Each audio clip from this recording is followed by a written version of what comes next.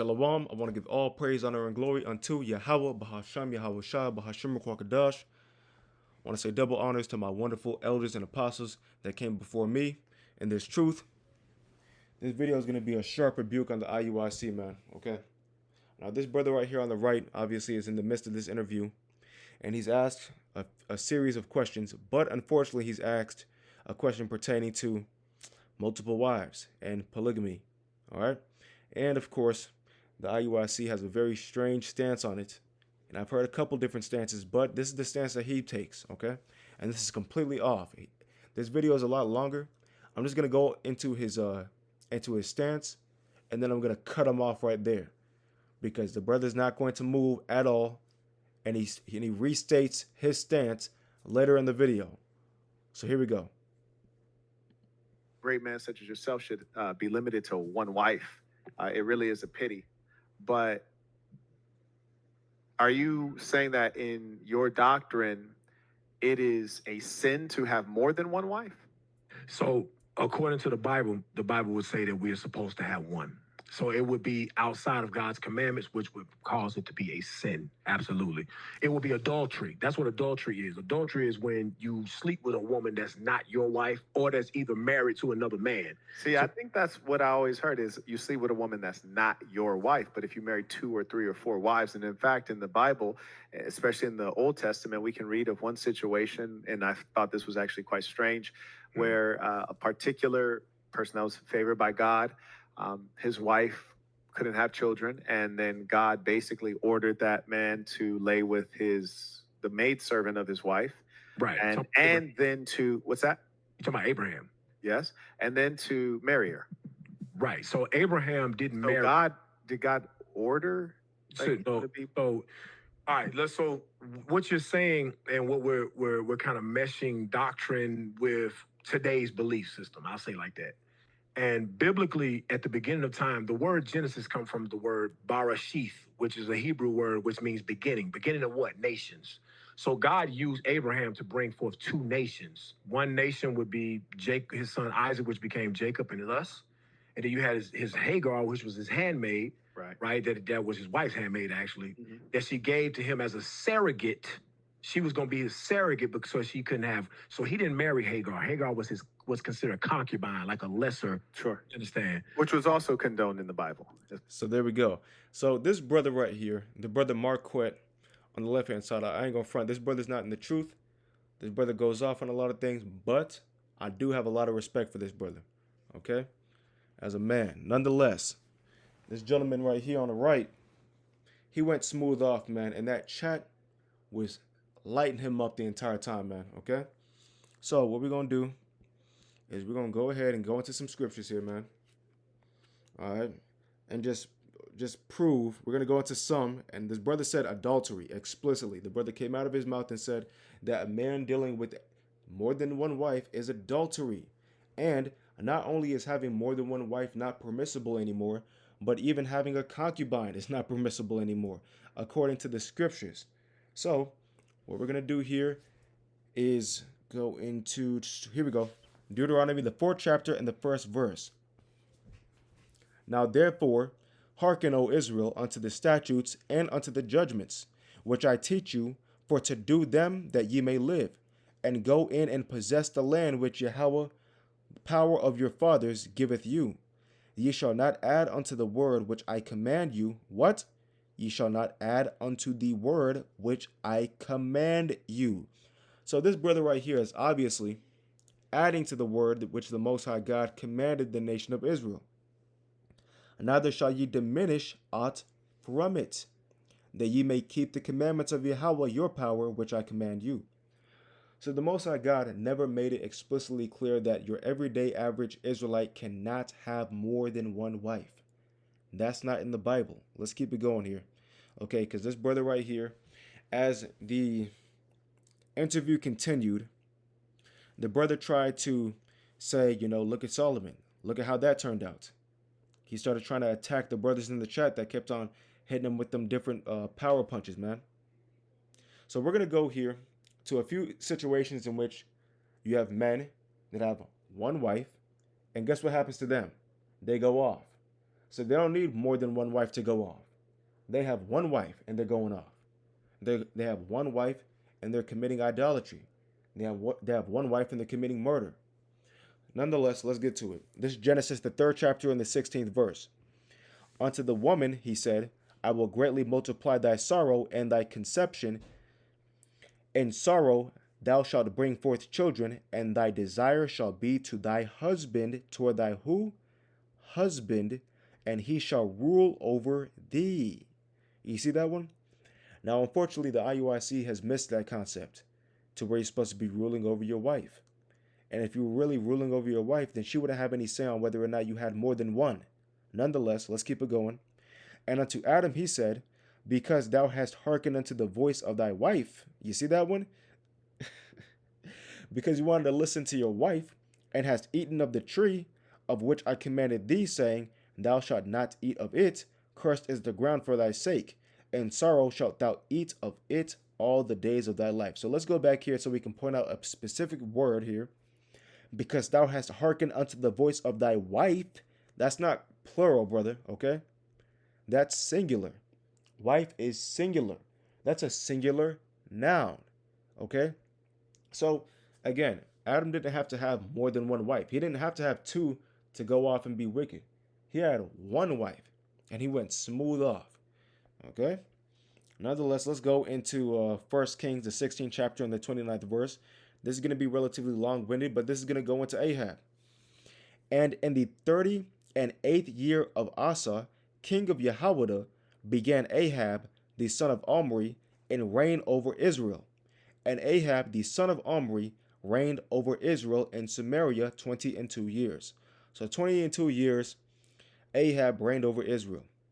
And Ahab, the son of Omri, did evil in the sight of Yahweh above all that were before him. Whoa. So Ahab did more wickedness, than any king that was prior to him. Let's keep going. Verse 31.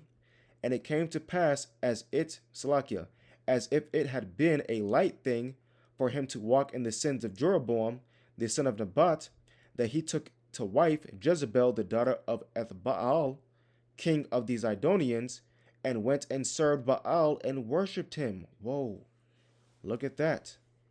So you have King Ahab dealing with Jezebel, okay? That's his wife. That's his one wife. One wife, happy life, right? Okay? And he reared up an altar for Baal in the house of Baal, which he had built in Samaria. So you have this gentleman, King Ahab, dealing with one wife. And you see what he did? He reared up an altar unto Baal. Let's keep going in verse 33. And Ahab made a grove, and Ahab did more to provoke Yahweh, power of Yasharallah, to anger than all the kings of Israel that were before him. There you go. So King Ahab went smooth off. And guess what? How many wives did he have? He had one wife. As simple as that. Let's go to 1 Kings 19:1 in the NLT.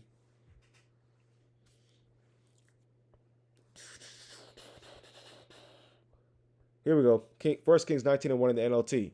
When Ahab got home, he told Jezebel everything Elijah had done, including the way he had killed all the prophets of Baal. So Elijah, the mighty prophet, killed the prophets of Baal.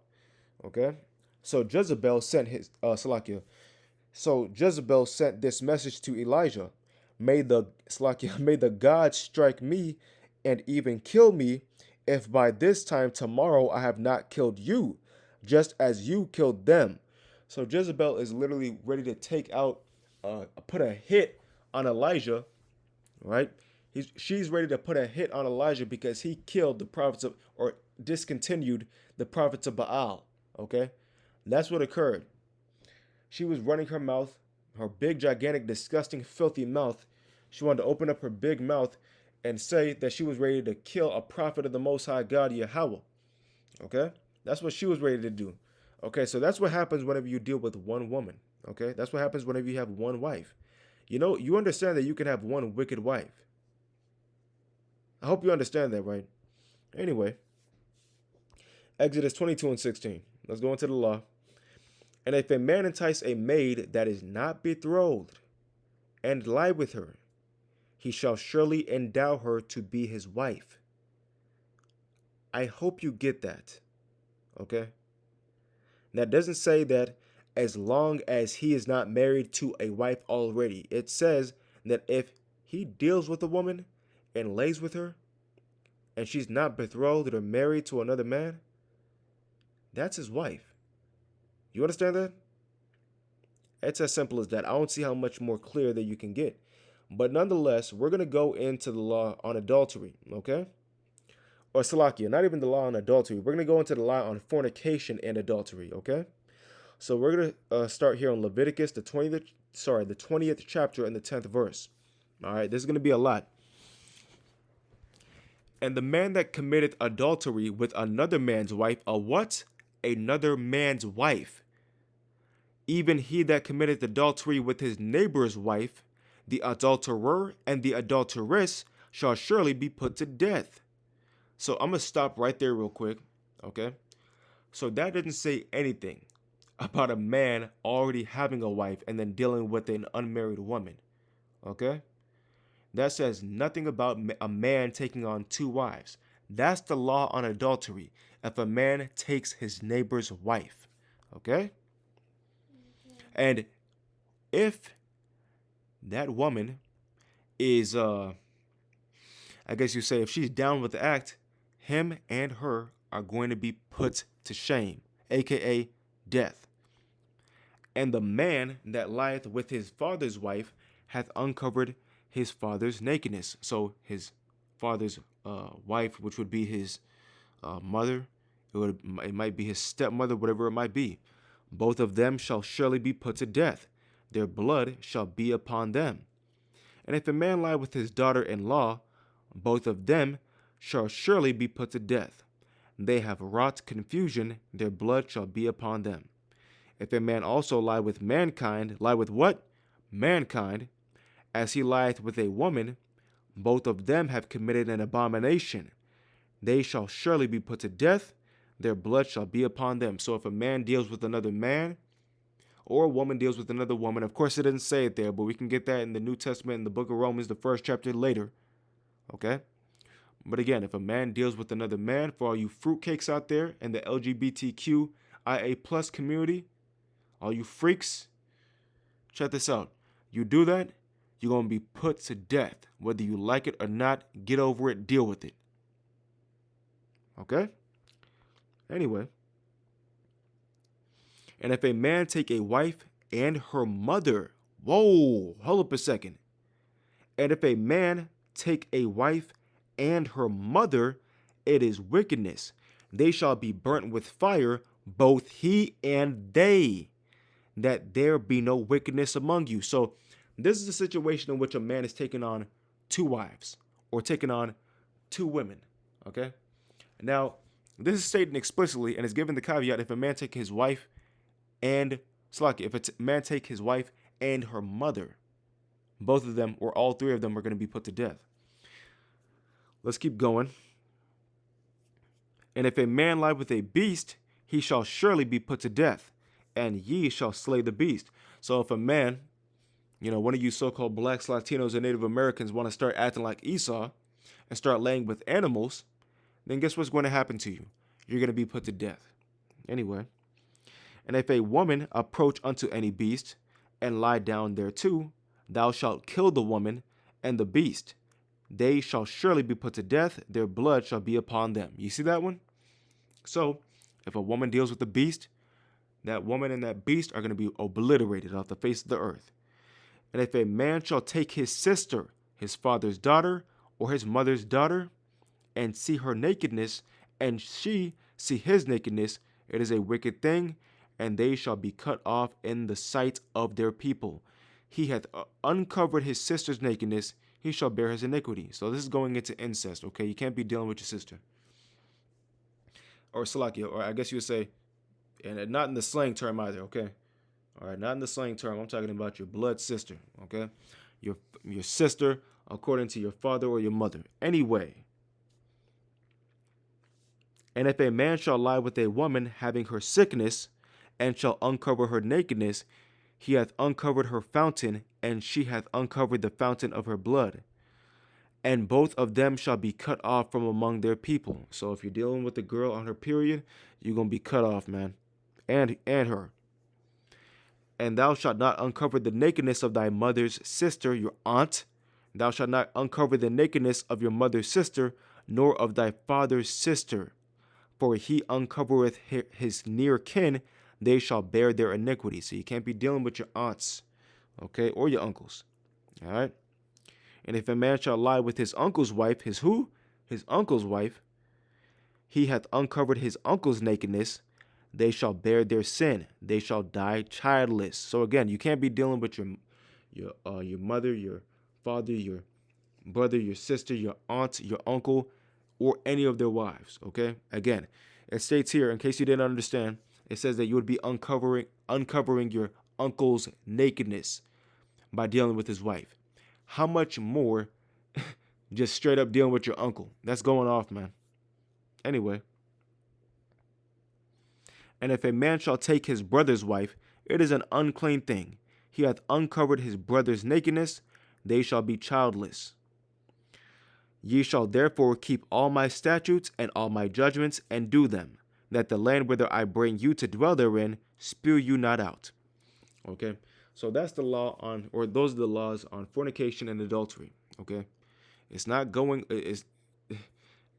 Though that's in the area in which you'll confirm whether or not it's off to deal with more than one wife. Okay, there is literally, and of course, if you want to try to go into the Bible and try to pull out scriptures and whatnot and try to misinterpret them, that's okay. But what you would have to do is show and prove, man. You'd have to say there was a man that had more than one wife, and he was judged specifically based on having more than one wife. Exclusively having more than one wife. Or you would have to show where it is a literal sin for a man to have more than one wife. And then you would have to show the judgment for a man having more than one wife. Okay? What will happen, or show some application on this? When did it occur in which a man was judged specifically for having more than one wife? I'll tell you this right now. You're not going to see it. You can't find it. All right. Why? Because it's not in the Bible. Okay. So there was a couple of areas I wanted to go to because I was getting a majority of this off my notes here. So let's go to, I don't even know where my web browser is anymore. Here we go, Safari. What is it called? YouTube. Not even YouTube, I'm tripping.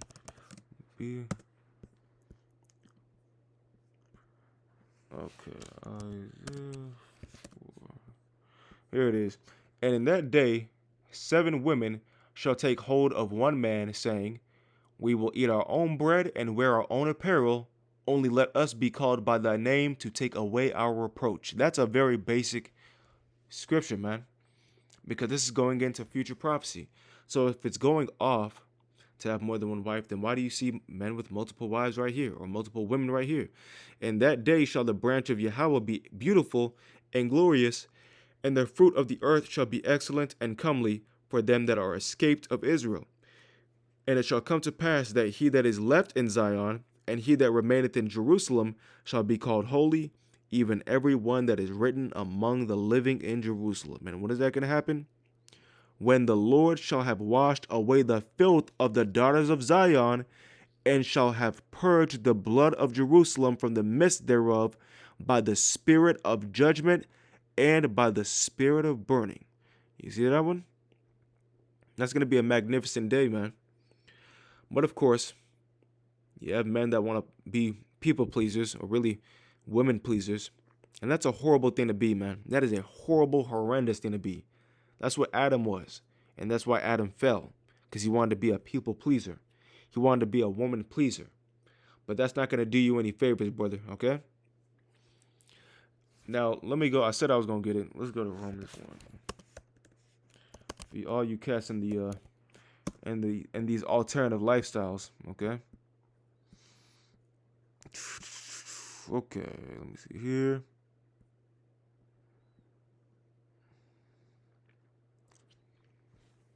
Here it is. Okay, let me start. I'll start at verse 24. This is Romans 1 and 24. Wherefore God also gave them up to uncleanness through the lust of their own hearts to dishonor their own bodies between themselves, who changed the truth of God into a lie and worshipped and served the creature more than the Creator, who is before Salakia, who is blessed forever. Amen. For this cause God gave them up unto vile affections, for even their women did change the natural use into that which is against nature. Against what? Nature. And likewise also the men, leaving the natural use of the woman, burned in their lusts one toward another. Men with men, working that which is unseemly, and it is truly an unseemly thing. Anyway, and receiving in themselves that recompense of their error, which was meat. And you getting all those crazy diseases, man, that's a recompense for your error, man, and that is meat, or that is good. All right? Nonetheless, Lord willing, you are edified. Whomever was watching this video, I want to end this off by saying Kahala Yahweh Ba'Hashem Yahweh Shah Ba'Hashem Kwakadash. And Salakia, brothers in IUIC, man, y'all have been in this thing a lot longer than I have. I look up to y'all brothers, man. I appreciate the work that y'all do. But whenever I saw this nonsense, man, I knew it was going to be kind of ugly whenever he got into this topic. But I didn't think it was going to be this ugly, man. All right, I didn't think the brother would double down and he would state out of his own mouth that it is sin. All right, I didn't think he was going to do that. That was completely off. Let me see here. 4, is that it? Bet. All right.